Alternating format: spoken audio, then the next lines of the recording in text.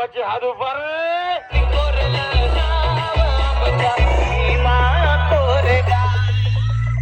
One two three let's go.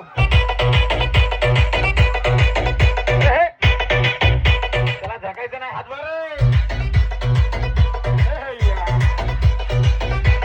माहिती नाही का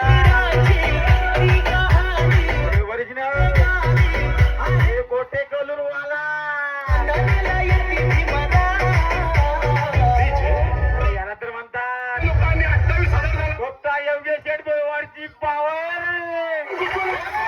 काय आता आमच्या योगेश साठी हात वर करायचं.